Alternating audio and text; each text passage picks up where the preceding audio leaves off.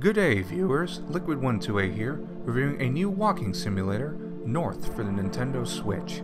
We are making it known that this review was made possible by the good folks at Sometimes You, who provided us with a review copy.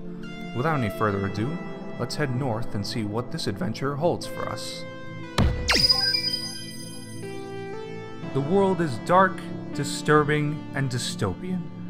You take control of a refugee from a place known as the South.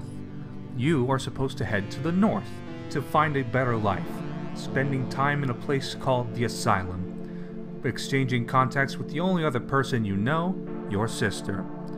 You must find a better life through this place, and somehow discover what the rest of this dystopian world holds. That's about as far as I can go into with the story without spoiling anything, but it is a fascinating little tale. Go in unspoiled if you want to experience this game. North is a walking simulator. Your main objective in the game is to simply progress via the letters that you write to your sister. These letters, which pop up as you interact with certain objects, need to be mailed so you can learn the whats and whys of your current situation. Not only does this move the plot, it tells you exactly what you need to do next. Once sent, the letters can't be viewed again, which is in my opinion a negative. Sending these letters also means that you need to progress by participating in various tasks, which can involve simple work or just going somewhere. Sometimes this all seems directionless, but the story does make an effort to tie everything together, which is admirable. There's a surprisingly good pacing with the tasks you do, even with the common trope of blocking off areas until you do whatever you need to. It takes some thought, but in this walking simulator, you won't exactly get lost. Unfortunately, North has a notable aspect, which is debatably a problem. It's meant to be finished in one sitting. No pause menu, no options menu, nothing like that, in a similar fashion to the obscure cult classic known as D for the 3DO and later Sega Saturn. You're warned of this aspect at the beginning of the game, granted, but sometimes you just can't finish it in time before having to get up and do whatever you need to.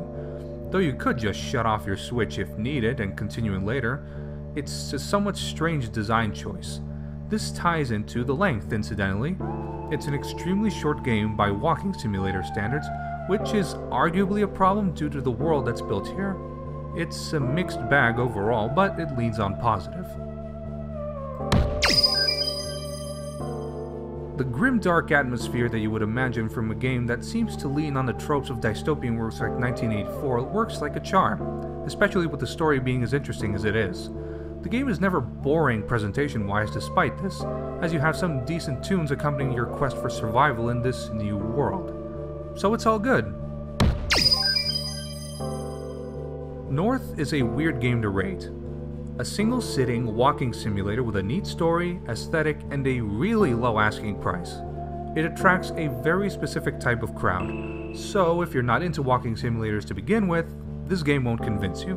But if you have a few bucks to burn, it's a fair entry point for walking simulators in general. It's harmless. So, with that said, I'm giving North on the Nintendo Switch a 3 out of 5. Thank you for watching this video, and let us know what you think of the game below if you do indeed buy it. Make sure to like this video as well if you want to see more, and subscribe for more news and reviews straight from the source. I'm Liquid12A, signing off, and you have a great day.